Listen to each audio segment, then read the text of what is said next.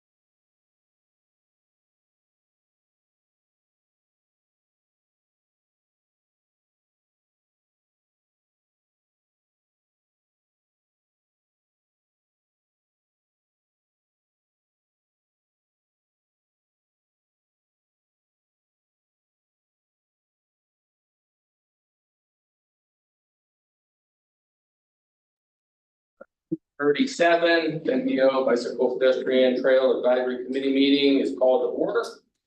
Do we have anyone joining virtually? Yeah, there's some people, I don't know if they wanna say who they are. We'll just read them off too. Okay. Althea David, Jen Musselman, Lee Sang, Michelle, this is why I don't like reading them all. Michelle Rubin Hauser and PG 132 DM. Those are basically, they're all consultants or people. All right, thank you for joining us virtually today. Please stand and we'll say the pledge of allegiance. Allegiance to the flag of the United States of America, and to the republic which stands one nation under God, indivisible, with liberty and justice for all. All right, we'll now open the meeting for public comment, including comments on any agenda items. On the screen, you can see there's 3 ways for the public to provide input to the committee. All comments received will be shared with the committee members and made part of the public record. Do we have any public comment? Okay. Okay. Moving to the next item. Next on the agenda is approval for minutes. Since we do not have a quorum, we will not be approving the minutes. Do we have any comments from the previous 2 meetings? Seeing none. Well, those are wait till the next meeting. We will move to action item 4B. Let's see, the LRTP Bradenton Lakecom Art District final report. Robert will present the item.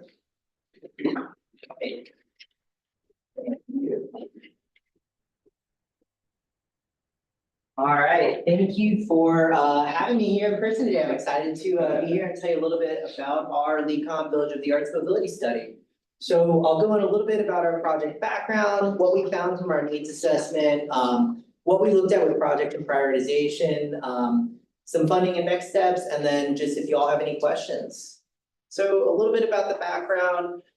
This identified what the current transportation system needs were in this study area, focused around the Village of the Arts and LECOM Park, just south of downtown Bradenton. This was looking at kind of what we can do to introduce complete streets facilities and elements into the study area. How can we enhance safety? How can we make it an easier place to get around, especially from an accessibility standpoint? We did a little bit of public engagement. We had an online survey that staff also distributed in person and on transit vehicles. We did some walking audits, one with our stakeholder working group and one with the general public. A couple of pop-up workshops, some attendance at the two rounds of attendance at the Green Market downtown and one at Motorworks Brewing in the study area. And then, of course, as I mentioned, a stakeholder working group made up of representatives from staff, FDOT, MCAT. Some of you all actually helped with that, which was really, really greatly appreciated and really productive. So a little bit about what we found, what the study area needed. So it's going through a really rapidly changing built environment. There's a lot of redevelopment. They're moving towards much more standard and dense, land uses. A lot of that mid-rise residential. The right of way is extremely constrained, especially the north-south corridors, 14th Street, Business 41, and 9th Street. Really constrained right of way. Not a lot you can do as far as making them wider. A lot of safety issues, especially along 14th, which has come up in a ton of studies that PNPO has done previously, as well as what FDOT has looked at. Really pretty consistently inconsistent lighting, drainage facilities, sidewalks, connectivity of those sidewalks, the presence of crosswalks, the marking of existing crosswalks, a lot of that kind of maintenance with signage and striping, lighting, that sort of thing. And there are no designated bike facilities at all within the study area. So as far as what we looked at to try to rectify some of those issues, really, I'll go through 3 of our big signature projects that I think are especially interesting for this group as well, from a bicycle pedestrian standpoint. The first was looking at 14th Street, which the city is calling Tamiami Trail. So the project elements with that are looking at introducing or doing a lane repurposing to ultimately, with a full reconstruction of the roadway, get wider sidewalks that function as shared use paths, wider travel lanes. Typically, that's not something we would be looking out for, but these are about 9-foot lanes on a transit route. So making sure that this is working a lot better for transit and for larger vehicles as well. Introducing much more frequent mid-block crossings, new traffic signals, some potential new roundabouts that staff and the city commission requested, which is a really neat. Usually it's the other way around when we're suggesting roundabouts, so that was really neat to have that support. And some landscape medians as well as turn lanes to address some of those left turn angle crashes. The next steps for the city will be really initiating that conversation with FDOT, being cognizant of the new regulations around, or the new statute around how to do lane repurposings, making sure that That conversation happens very early to get that traffic study and public outreach down in the most appropriate way possible. Reviewing the right-of-way needs, especially as it pertains to potential roundabouts, potential corner clips, and maybe even some more right-of-way than that. And then looking at some funding, definitely we see this as being eligible for a lot of the different bipartisan infrastructure law funding programs at the federal level, as well as some potential state funding as well. So 9th Street, similar outcome with a different existing condition. This one also includes wider sidewalks, especially that are really helpful around Lecom Field, where you have a lot of that bike ped activity around games for spring training. Looking at narrowing those travel lanes more in line of what we would normally do. Those are quite wide travel lanes now, getting them down to that 10-11 foot range. Introducing a lot of frequent crossings, mid-block crossings, especially some opportunities for landscape medians to kind of channelize those roadways, create that sense of enclosure, slow cars down a little bit. Some new traffic signals, and then again, more potential roundabouts. Same deal with this, there is not a lane reduction as part of this, so it is a little bit simpler of a project to implement from that level. But still, a robust traffic study would need to be completed, especially if it were done in tandem with improvements on 14. And then looking at those right-of-way needs for the roundabouts, but the city does own quite a bit more right-of-way in this area, so there are opportunities to kind of offset and play with that a little bit to make those a little bit easier to construct. Same deal as well, really great safety benefits to this. We think that this would be beneficial through some of those new federal grant programs, and then also the potential for state funding as well. So the other was looking at what can we do with introducing bike facilities in this area. There are really no good opportunities to introduce north-south bike facilities on the existing roadways because the right-of-way is so constrained. So we were looking at the Village of the Arts Bike Boulevard. So an opportunity to introduce a low-stress bike network using that parallel grid to 9th and 14th. It can be marked with pavement art, which is a nod to Village of the Arts. Opportunities to introduce some branded wayfinding for this facility as well. It would connect north up to the Suntrail alignment as well, into the neighborhoods to the east and west, and some opportunities for enhancing that stormwater in those neighborhoods with some on-street parking that you can see in that upper right image. As well as some opportunities to get some of that streetscape element, especially as it pertains to building that sense of place in the Village of the Arts. So the next steps for this one, much easier project to get built, at least in an initial way, is developing that wayfinding, definitely working with the public and stakeholders in the area to make sure that this is something that represents their area as best as possible. Looking at some opportunities for green stormwater installation in those parking spaces that the CRA is very interested in using the state's Clean Water State Revolving Loan Fund to fund that. CRA, again, is also very interested in funding this, both from that public art engagement standpoint and from the stormwater standpoint. So just making sure that this is happening early so that this can be a project that the public is really proud and excited about and connect that Village of the Arts area up to downtown.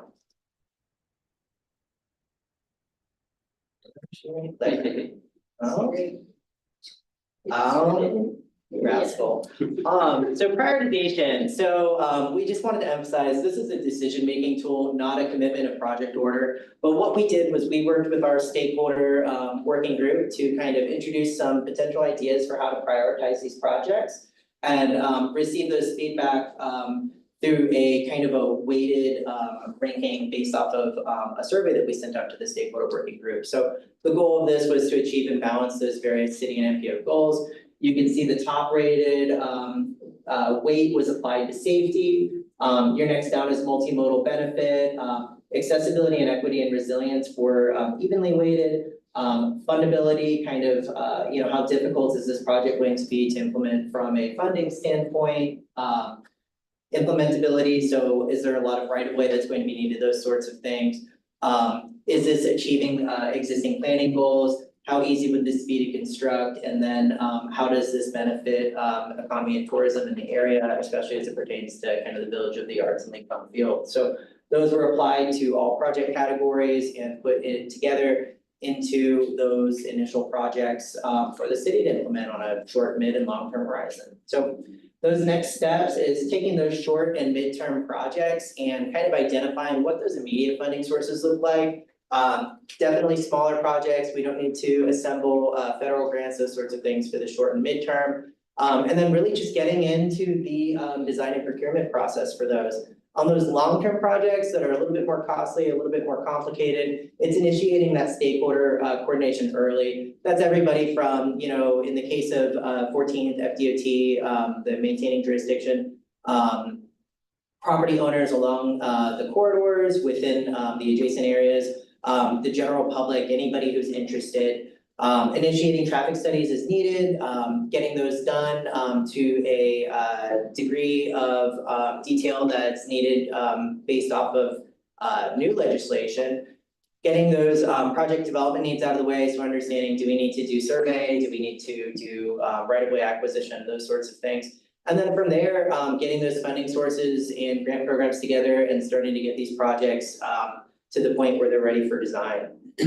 So that is our kind of our fast look at what we did with this study, but I'd be happy to take any questions that you all might have. Thank you, Robert. Do we have any comments or questions? No. None? All right. Well, thank you very much, George. Absolutely, thank you. All right, next action item is 4C, Active Transportation Plan Update Final Report. Jennifer. She's on. From Kittleson and Associates will present the item. Jennifer? Good afternoon, everyone. Can you hear me okay? Yes. Great. You can go ahead and go to the next slide. We're here today to present the draft final report for the Active Transportation Plan.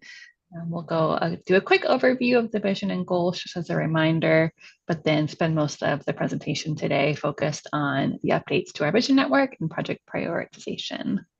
Next slide. So the vision has remained unchanged since we originally did this plan in 2019 for the first time. So to improve walking, biking, and transit, encourage connection between modes, so people in Sarasota and Manatee counties can safely and conveniently use modes besides a car to get to their desired destination if they choose. Next. The goals have also remained consistent from the original plan. First and foremost, to improve safety for people walking, biking, and taking the bus, to increase the number of trips happening with those modes, to promote equity in the transportation planning process, and then ultimately to achieve a connected, safe, accessible, and comfortable walk, bike, and bus network. Next slide. So we presented to you all earlier this year about midway through the plan to give an update, and are here again today to share the draft final report before we wrap up. Next slide. You can click next again. Yeah, thanks. So this is the vision network that we created in the original plan in 2019. In the pink or red color, you see the Sun Trail network, which forms a spine for the active transportation network in the region. And then the blue are the regional routes that we identified as part of the plan to connect destinations across the counties. So the goal with this vision network is to provide a safe and comfortable trip, walking and biking to destinations across the region, and provide some connectivity between municipalities within the region. Next. As part of the update to this plan, we started with a level of traffic stress assessment. So we worked with agency staff to identify where facilities had been built or upgraded in the last 5 years, and then used FDOT's methodology to analyze the current level of stress. So I think you all are pretty familiar with the concept, but just a quick reminder, level of stress 1 or 2 is going to be comfortable for most people. And so that's what we are trying to achieve on this network. And then level of traffic stress 3 and 4 only going to be comfortable for our most competent and able-bodied folks. Next slide. We also did a review on where activity is happening today. So where existing walk and bike activity is happening, where we're seeing a mix of land uses that would lend themselves to more walk and bike activity, higher densities of population and employment, and then higher densities of folks who don't have a car or who are low income and more likely to need to rely on walking and biking. So in the darker purple color, you can see the existing activity centers that we identified in the original plan. And then in the lighter blue color, the new activity centers we identified this year. So the new ones were Ellington, West Village, near Northport, and then Englewood. And then we separated out the 3 beach communities on Anna Maria Island. So Anna Maria, Holmes Beach, and Bradenton Beach all have their own center now in the plan. Next. We did a comprehensive review of all the different agency plans that have happened in the last 5 years. And so you can see the list here, and the map is showing where existing and planned facilities are. So I mentioned at the beginning of the presentation, part of the goal for this plan is to create connectivity between the agencies. So where one plan leaves off, we want to make sure that a facility picks up in the adjacent municipality. Also want to build on where the agencies want to see facilities. So wanting to incorporate any plans that individual agencies have as part of this active transportation plan update. Next. And so we took all that information, the new activity centers, the results of the level of traffic stress, and the updated local plans to update the vision network for this year. So you can see on the map here, the orange color were the existing routes from 2019. The blue are new routes. So these are mostly to connect in some of those new activity centers and then provide some more connectivity on the east 575. And then the red segments are removed. And that was mostly because there was a parallel route that was identified. And so if you go to the next slide, there's an example where that happened. So the MPO did a SunTrail study on State Road 64, Manatee Avenue. So this is a SNP just west of downtown Bradenton. So the SunTrail alignment was tentatively on Manatee Avenue, but as part of that study, the team identified a parallel route on 11th Avenue West, just to the south. So it's close, it still provides good connectivity in the area, but it's already a lower stress and will be an easier route to get onto that central network rather than trying to get a facility on Manatee Avenue, which we know has a lot of traffic and a lot of fast moving traffic. So Manatee Avenue came off the Vision network this year, and then 11th Avenue West was added. Next slide, skip again. So once we updated the Vision network, we identified where the gaps in the Vision network were, and we defined a gap as anything that had a level of traffic stress 3 or 4. So there may be an on-street bike lane on some of these streets, but that bike lane may be on a fast street. It might be narrower than what we want to see, and so still looking to upgrade the facility. We scored all the gaps using the MPO's prioritization criteria, and then also looked at potential funding sources to advance the projects further. If you go to the next slide. In the plan, you'll see top priorities for bicycle projects, pedestrian projects, which is primarily sidewalk, and then SunTrail. We have about 10 projects for each of these categories, and then you can see how they're spread throughout the MPO area on the map. And then on the next slide, not necessarily to read, as I mentioned, it's pretty small on your screen, but just to share an example of what's included in the plan. So it's the project limits, how it's scored, and then a potential recommendation. And we kept these pretty high level, mostly to feed into the long range plan. So you're not going to see a specific recommendation, but generally, is there opportunity to add a facility within the existing right of way? Or is this going to be a larger, what we're calling complete streets project, or you might need to reimagine the space in a larger way. And then also included the potential funding sources. Again, this is to help feed directly into the long range plan and help advance some of these projects forward. And so if you click the next slide and click again, thank you very much. So the next step will be to integrate this into the long range plan, which is underway now. And as you all know, it's a federally mandated plan with a 20-year horizon. So it will go out to 2050. Projects in the plan must be cost feasible and will cover all modes. So it won't just include projects from this active transportation plan, but may include projects from the LECOM study that you just heard about and other studies that are wrapping up now as well. Next slide. And so the goal will be to advance some of these projects into the LRTP and specifically into the cost feasible plan. So the Sun Trail study that I mentioned a few slides ago was the result of this. It was funded as part of the last update to the long range plan. So with this one, we'll be looking for what that next round of studies and projects are that we can move forward. And so if you go, I think the last one, yeah, happy to answer any questions with the recommended action for the board to eventually adopt the study at their meeting next week.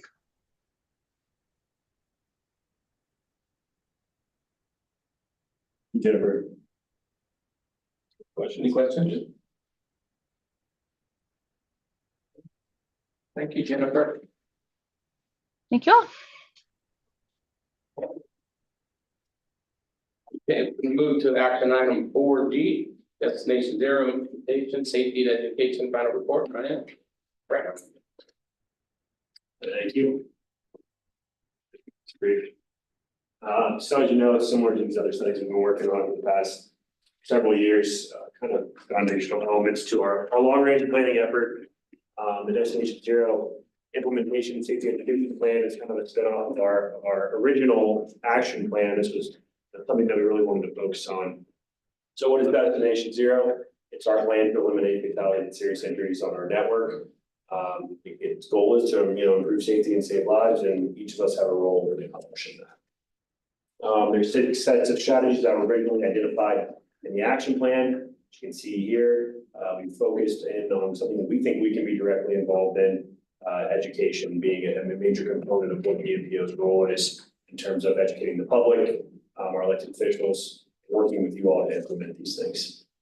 The goal of this was to raise awareness about roadway safety, crash prevention, and basically fit into our overall narrative and continued advancements of implementing safety initiatives within the NPO.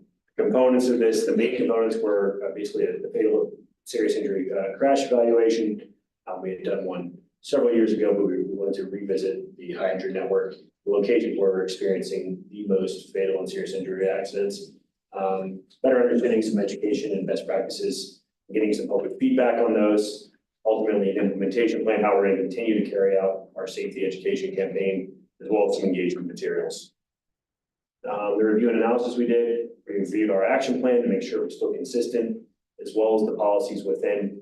We wanted to make sure they're still aligned with DOT principles, some of the things that locals have done in the last several years. Our best practices review, there's still the implementations that we're still doing, are they still best practices? So, for example, RFPs on high-speed roads are no longer a best practice. They move to Hawks and things like that. So original things that we decided to put in our original action plan may not be best practices anymore. We wanted to review that.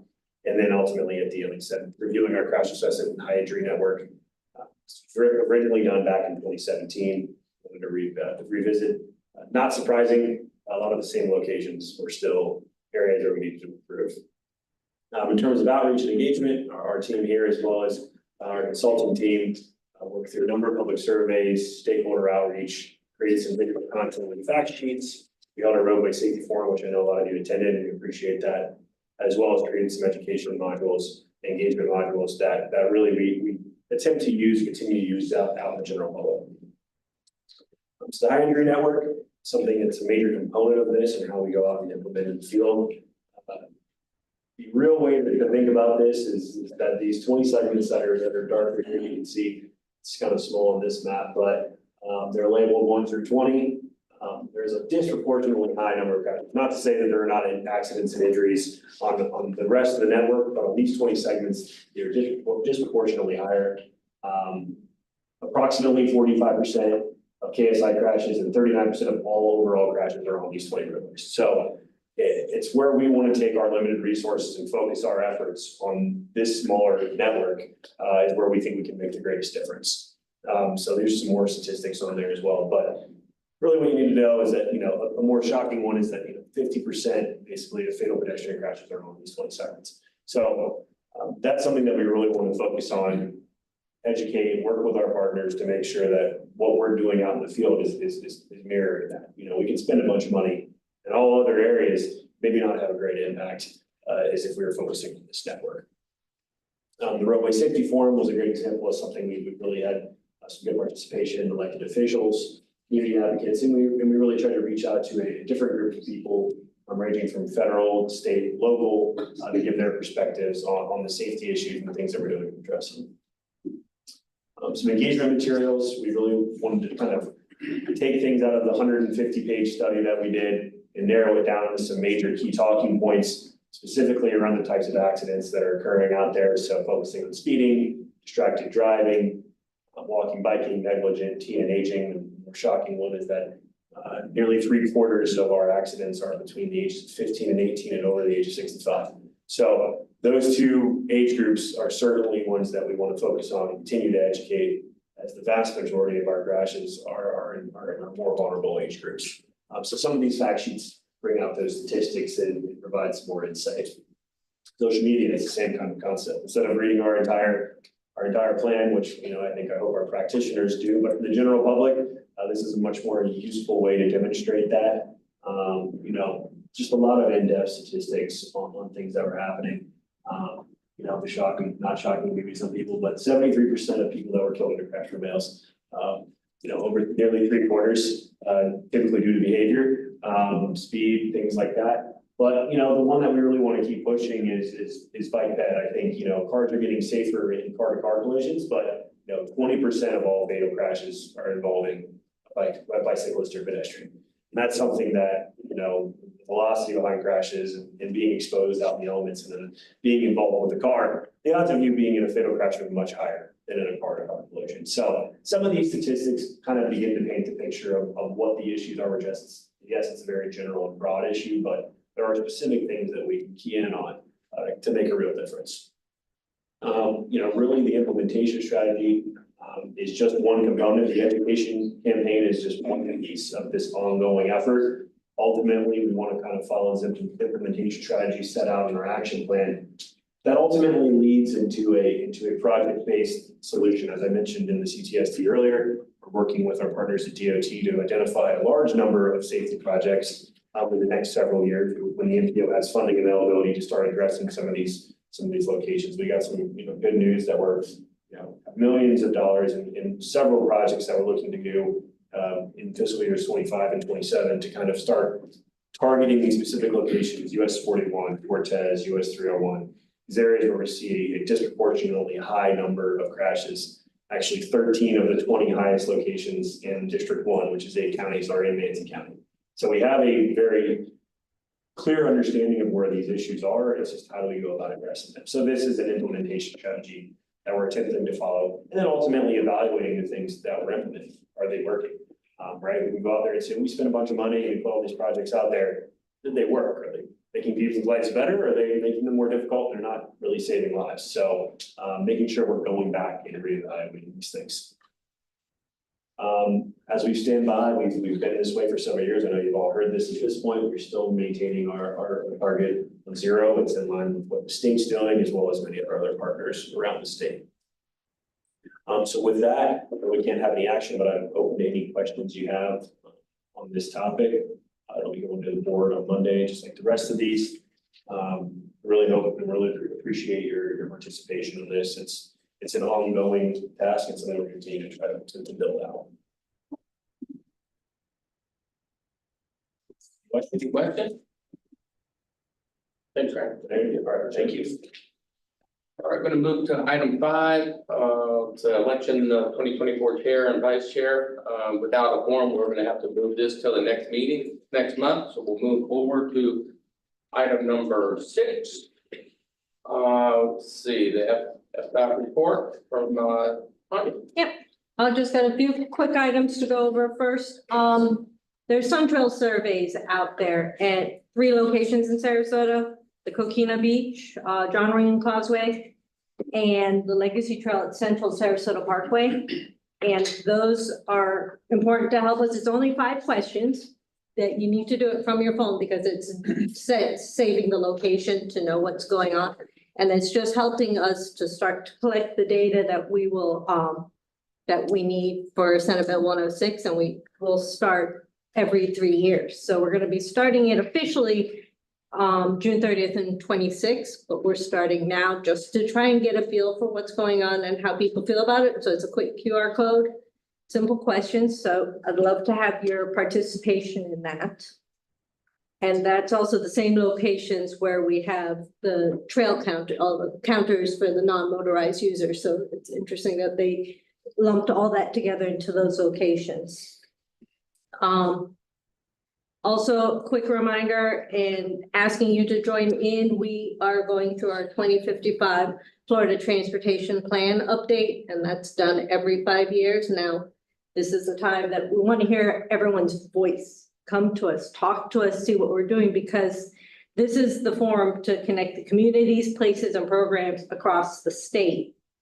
And they're looking to adopt this in November of 25. So it's developed through a steering committee, focus groups, and community engagement. We've already had some focus group meetings, and they're getting ready to do their second meetings. And the groups are in safety, resilient infrastructure, economic development and supply chain, technology, and workforce development. Now, this update is the opportunity to guide Florida's growth, future, where we're going. So join in, please look at our site, join in a focus group. And because they're done virtually as well as in person. So we're getting voices from all around, and that's important. And just a reminder, all opinions matter on this. It really is important, and it helps lay out where we're going and how the MPO will proceed and what we can fund. So we need that vision from everyone. So we're pushing to get that out. And then was requested about the Palmetto Trails Network PD&E study update. Michelle, are you on the line? I am. Would you like to give this little informational? Sure. Okay, thank you. Yeah, no worries. Thanks, Tanya. Next slide, please. So we just drafted some slides to just give a brief introduction to our staff, an overview of the project, and then, of course, if you all have any questions. So next slide. So my name is Michelle Rudishauser. I am a consultant, but I work in-house on behalf of FDOT District 1. I'm the FDOT project manager for the Palmetto Trails Network study. Jimmy Vielfe, he is the project development manager in FDOT District 1, and then Bruce Landis with Landis Evans and Partners is the consultant PM. Bruce isn't on the call, but Althea McDavid is, and so if there are any technical questions when we wrap up this brief discussion, Althea will be happy to answer any of those questions. Next slide. So just a brief overview of the project development process for FDOT. It's a 5-step process, starting with planning level studies, PD&E, design, right of way, and then of course construction. The Palmetto Trails Network study is in the phase 2 or the PD&E phase. This is really where we have to comply with federal rules and guidelines, the National Environmental Policy Act. This is where we also do our sort of deep dive analysis into environmental and engineering items to vet out the best possible alternatives to move forward into design, right of way, and construction. The PD&E phase is fully funded. FDOT recently added the southern section of the overall network to the study, which we'll show in just a minute. So we do have funding in place for the entire phase of the PD&E, and then Manatee County received a $2.9 million THEAD grant that I know they're working through encumbering those funds. And I believe that those funds will be put toward design and then It's my understanding that the county is also looking into some construction funding for this project as well. Next slide. So just to give you a brief overview of the purpose and need of the project, for PD&E studies and planning level studies, FDOT is required to develop a purpose and need that's both quantifiable and defendable. And so for the Palmetto Trails project, the purpose and need for this project was really to reestablish multimodal and community connections through the city of Palmetto and Manatee County as a whole. Due to the bisecting of the communities when the US 41 was constructed.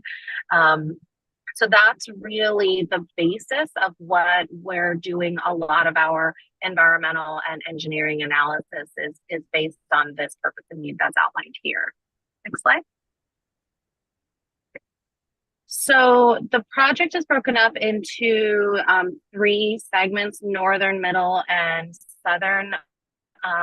Just by way of brief overview, when this project originally got scoped and funded, FDOT, due to funding constraints, really only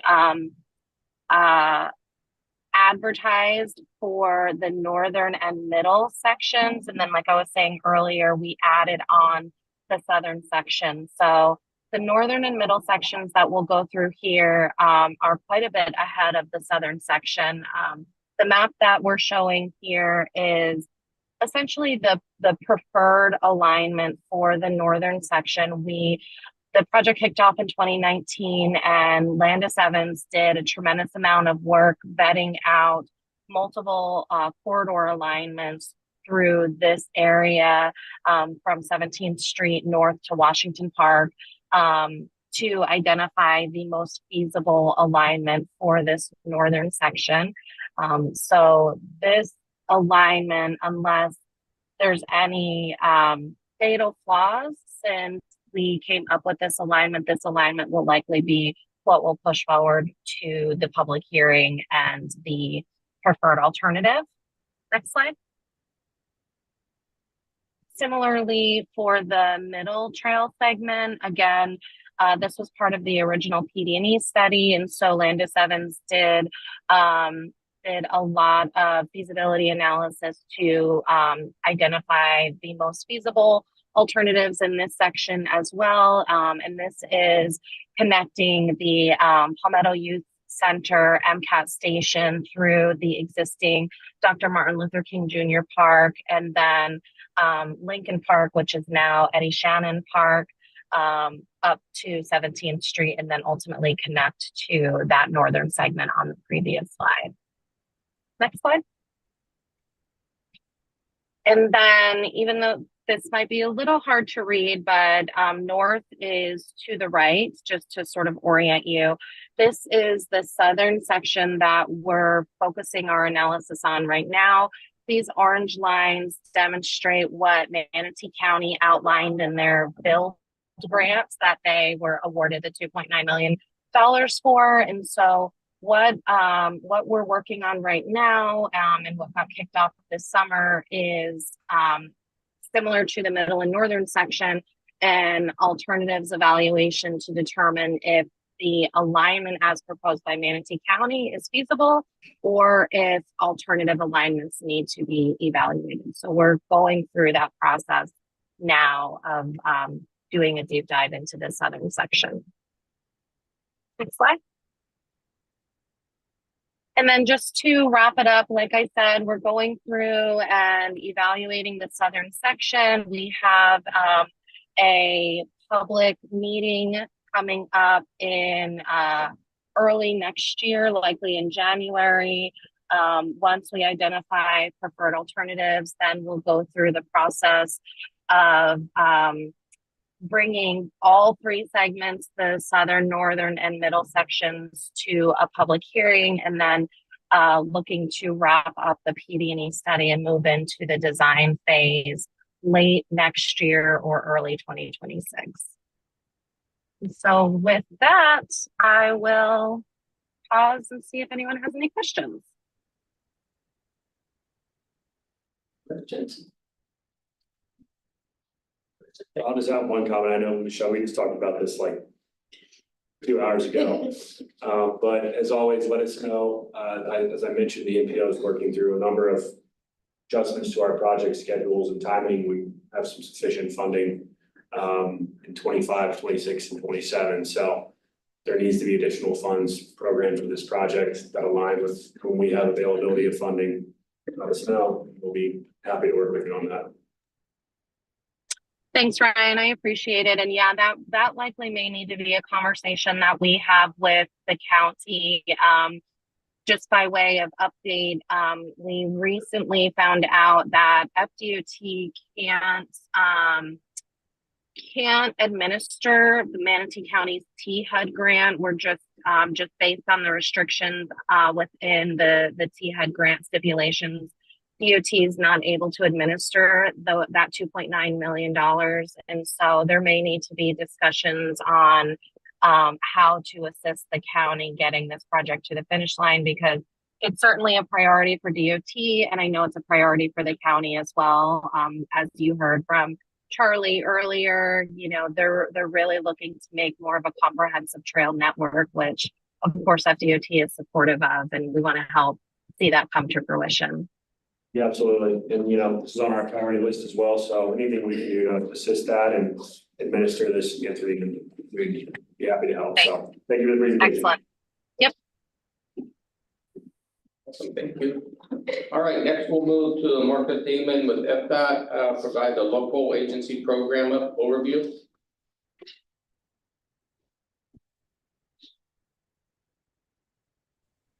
Good afternoon, everybody. This is Marquise Damer from Local Programs. I am here to discuss local program questions. Last week, I went over the overview. Seems that everybody here today is pretty much from the last week's meeting. Does anyone have any new questions or concerns regarding local programs today? Questions? No questions from the committee here. All right. Well, that's pretty much it for me, unless you guys would like for me to go over the overview again. All right. Thank you for your time. Of course, if you guys need to reach out to me, the information to reach out to local programs is on there. He just want me to go slow. Very good, Grace. That was nice. Thank you. All right, so next we'll move to item 6B. And that's going to be call for projects. Ryan Brown. That was quick. You're up already. Cool. I wasn't expecting that. I'm sorry, this morning. All right, 2025 call for projects. I know this is just an additional supplemental item for you all. I know it's already mentioned in the PLC meeting. Following the board meeting on Monday, week after that, we'll have our 2025 call for projects. Following a very standard process that we've done here in the past, really no changes as we're going through the LRTP process. We don't want to overcomplicate this year's call for projects. So the standard cycle that'll go through is, we'll issue the call, and I believe it is September 30th. You've got about 2 months, early December. We'll ask for applications to be submitted. Following that, we'll do a review process throughout the holidays, and we'll have a draft list ready to go for January's TAC and board review then. And then in March, we'll take it back to the board and TAC for final review and update, then get it submitted over to the department for consideration in the upcoming work program. So I guess we just ask that if you've got substantial changes to your priorities list, please let us know. It wouldn't be my recommendation to do that, just considering I think we're already programming out for the 5th year, and massive shifts in priority are not viewed favorably.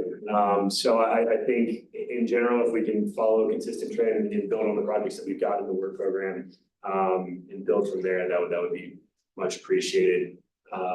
Like I said, during the next several months, and ultimately in October of 2025, we'll adopt the updated LRTP. All the work that you've seen and all these projects you've been a part of will help build out our new cost feasible plan, as well as the need list, and ultimately determine the projects that make it into the 2050 cost feasible plan, and projects that will be considered in the next 5 years for funding consideration. So this year's process is going to be very standard and similar to the last 3 or 4 years. So I'll have any questions on that. As always, we're available for about a 2-week period in there when you look at the instructions for review of applications. If you'd like to submit them for us to review prior to formal submittal, so we'd be happy to review those as well. So any questions on that? Not hearing any? All right. Move to the 2024 interim safety report. I'll be paid too.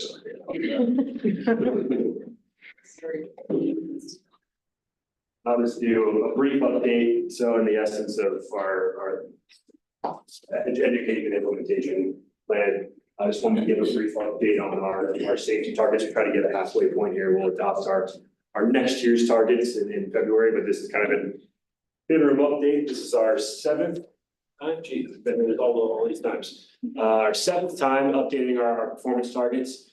There's a good discussion at the TAC and CAC about some of these, but initially when we set our performance targets, we actually set a number of people that we didn't want to kill every year, and hope to reduce that every year. In terms of adjusting that, and 2 cycles ago, I believe it was the 5th update, we decided to move in the direction of the state, as well as many other partners and NPOs around the state, and follow and form with a Vision Zero, Destination Zero type policy where no death or serious injury is acceptable. While historically we've said that's aspirational, there have been some places in the country where that has been achievable. Hoboken's a good example. So while they have really set a different set of roadway networks and policies than an area like ourselves that's growing and is expansive, there is examples of Destination Zero, Vision Zero policies working. And a lot of that has to do with what I talked about earlier, is addressing some very outstanding issues that you can verifiably see through data. And that's what this attempts to do, is try to target areas where we, maybe zero is never an achievable goal, but reducing that substantially and limiting things that are under our control is certainly something that we'd like to do. So none of this here is probably going to be overly surprising, but in the last several years, I would say between 2016 and 2024, which shows here, we're driving more. The daily vehicle mile travel has steadily grown 6.4% in the last reporting cycle, and annual crashes has grown with that. The trend lines here are very consistent, not just in the state of Florida, but around the country. We just do a better job of hitting more people in the state than on average around the rest of the country. So the crash numbers have continued to climb, but there are some interesting trends in fatalities versus serious injuries as well. I'll jump into now. So total crashes estimated is based on that. On the far right is actuals. So on June 30th, there's been 11,856 crashes, 61 fatalities, 452 serious injuries. And the trend is somewhat different for the bike ped. Estimated, the total, kind of in line, total crashes continuing to climb. That's not overly surprising as our VMT continues to climb. We'll see more crashes. Slight reduction projected, at least in fatalities. So fatality rate will come down with that. But serious injury crashes kind of hovering. There's some inconsistency, I think, in the data when it turns to, this is my speculation, but we're seeing a lot more fatalities, and a lot of that is due to the bike ped activity that I mentioned before. So some cars running into each other have resulted in less serious injuries and death due to safety improvements in cars, but the fatalities have continued to somewhat climb due to the relationship of a car versus a pedestrian or bicyclist. So that's what some of these trends are starting to draw out, and something that we really need to keep an eye on. For now, I guess a positive trend that we can expect, if something, doesn't really happen, we also haven't really hit season yet. So I wouldn't hold our breath on the projection. But if we do maintain, it would be a reduction or the lowest in the last 5 years if we do maintain our fatality numbers for non-motorized users. So there's maybe something positive with these trends, but of course we'll see after we break out our real numbers. Our rolling averages, very similar. to slowly growing fatality rate, a declining serious injuries. So less injuries, maybe that's a sign of safety improvements within vehicles, but fatality rate is continuing to climb. So the percent change, there you go, kind of what I just talked about, fatality up 4% rate, but there's that decline in serious injuries. So something that we're keeping an eye on and working to better understand why these things are heading in separate directions. As mentioned in our other study, 25% of all fatalities, so about just over a quarter, are involving a bicyclist or pedestrian. So it's something that we really want to keep an eye on, and something that we think through education, using things that are out there appropriately, as well as targeting areas where there is a lot of pedestrian and bicycle activity for our improvements. As I mentioned, 301, 41, Cortez, these roadways where there is a lot of pedestrian and bike activity. We'd like to target those areas specifically and see target a quarter of our fatalities that we're seeing. Can't always stop somebody from driving off the road at 150 miles an hour, but when you're talking about slow speed crashes between pedestrians and cars, and due to our own engineering or education, is something that we really do want to target. Similar story on the kind of the thing that stands out here is that most of them are on the road. These aren't runoffs, or these aren't things that are occurring due to things outside the right of way or parking lanes or off road or in the shoulder even, right? People always say, oh, people are walking in the shoulder. Most of these are occurring within the roadway themselves, which is a very interesting trend, and something that says maybe we don't have enough appropriate lighting, or crossings are not set up appropriately, or maybe we need to revisit some of the rapid flashing beacons or HOFs, or how people learning to operate this thing. So that's something that certainly stands out to us, and we continue to want to evaluate that. Lighting, similar. Would have expected something a little different there. More of them are in daylight than our other two conditions. So another interesting trend that we're going to continue to evaluate, and something to do with maybe people feel more confident in daylight and say, oh, cars that far away, I can see them, but they're actually going much faster than they appear to be traveling. Things along those lines, people maybe are their guards down a little bit more, or similarly, drivers aren't paying attention as much. So a lot of trends in here that we really want to continue to better understand. Similarly, intersections, we all know intersections are our main culprit when it comes to these types of injuries. And distracted drivers, typically it gets a lot worse when you're not paying attention.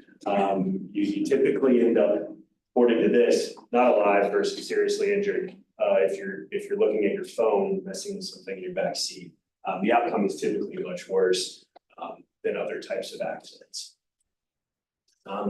Similar with bicyclists, I think this one, would become obvious to Rich, and I think a lot of people, very rarely is it because you're on the sidewalk or you're in a bike lane. It's typically in the roadway itself.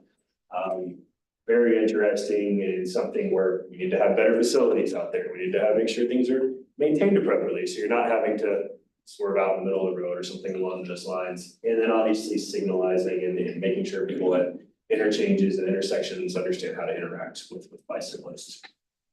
Same thing, same trend, more activity during the day, but same thing, more accidents happening during the day than at night. And then same thing, intersections is an even bigger culprit here of these types of injuries and fatalities with bicyclists is at intersections. With that is our update on that. Yeah, Rich. With distracted driving. Sure. Being a large component of this, what is being done other than the fact that the bill in front of the house saying, the hands-free Florida. And I think, it's an easy statistic to look at. I would like to see some movement on that. Yeah. From a cycling standpoint, I honestly believe it's the distracted drivers who are driving us or causing us problems, because I look at the driver and see where their eyes are when I'm on the road, and it's scary. So anything that can be done with distracted driving, that's a large statistic, and I'm surprised more people aren't getting on the bandwagon and saying, let's do something about that. Yes. That doesn't take dollars. No, it's actually far more than under the influence accidents, believe it or not. Right. It's actually the highest. higher than teen, higher than aging. It's distracted driving is the number one cause of that. I mean, let's do something. Exactly, no, we agree, and I think that it starts with right policy and bills as well as the enforcement capability. So we've had some really good conversations with Mason County Sheriff's, Nina and I went and presented to Mason County Sheriff's Traffic Division. And, you know, first of all, on a primary offense, gonna pull you over for you using your phone. They're just not gonna do that right now. That's the standard. You have to be doing something else, to be able to be pulled over for But that. there is a bill, there's a Of course, legislation. they're working towards that. It's not overly favorable at the moment for some reason, but I think people are trying, that's our goal, is to educate people that this is a serious, it's an endemic, right? It's causing lots of serious injury and death in our roadways, more so than actually, that's a statistic I don't think most people know, more so than DUIs. More people are dying due to those things than under the influence driving. And then ultimately, how do we support our enforcement? You know, Manatee County area, they've only got a very limited budget for their traffic division. Vast majority of their sheriff's office in our city, in Bradenton, Sarasota, our police is dedicated to the violent crime and things like that, obviously. But they have a very limited budget for traffic enforcement. I think Manatee County has, I believe it was 12, they told us, for their entire county for traffic division in policing. They needed 60 in a report, you know, so they're massively understaffed to be able to go out and do those things. And those are all indications of why these things continue to happen, right? And why you're able to get away with, you know, driving with your knee while you grab your kid in the back seat and all these other things, you know, that are not just your phone, right? Screens in the cars are now the size of computers, right? So all these things that go into how we're interacting on the roadway are reasons why these statistics are, you know, kind of glaringly similar, you know, not just for bikes, peds, but, you know, I think we're working to better understand how distracted driving is impacting that, but also why there's a shift in serious injuries and a decline while we're continuing to see fatalities climb. During cars are getting safer, we're thinking that's the reason why. COVID was also a reason people were just driving historically far faster during COVID than they can when there's no traffic, right? There was very, very few serious injuries and lots of deaths during COVID because people were hitting poles at 100 miles an hour. Typically not gonna walk away from those types of incidents because there was nobody on the road. So we're trying to better understand the consequences of some of these statistics and what they truthfully mean, right? We can kind of guess, but you know, and I agree, I think there needs to be something done about the understanding and how important distracted driving is and make it a primary offense problem, right? Rather than just say, oh, well, if you get pulled over for not having your registration up to date, it would give you a ticket for using your phone, too. So I agree. Anybody else? I would say that, while there are people that are distracted by phones, if I remember correctly, we had presentations that there was a statistic that showed it wasn't actually the phones, it was like people eating. Yeah, well, those are all big ones, yeah. But those, Kids, pets. yeah, so there's other things in, not just these cell phones, but other distractions. Yeah, and the huge push of the massive screen car. I'm not sure where, I mean, they're handy, but I don't think that's improved our ability to pay attention in our vehicles. So, you know, you take it with what you can get. I think it does start, a lot of this starts at the policy level. There's no way around it unless there's actual repercussions for some of these things. People are going to continue with that kind of behavior. So, yeah. Right, any other questions? All right, thanks, Ryan. Sure. For that information. So we'll move to the last item on the agenda, jurisdiction update. So we'll open the floor for any updates to provide to the bike pedestrian trail related updates. Anybody have any updates for us in your areas? For Sarasota County, Paula Wiggins, Sarasota County Transportation Planning. For those who were not at the TAC meeting, Sarasota County, the county board did approve the contract for our SS4A contract with Benesh last Tuesday. So great. When's the next meeting? And The next meeting for the contract, well, now it has to, you know, we get it, then they have to send it off and. I know, I did think just that. Yeah. Been way too long. Any other updates?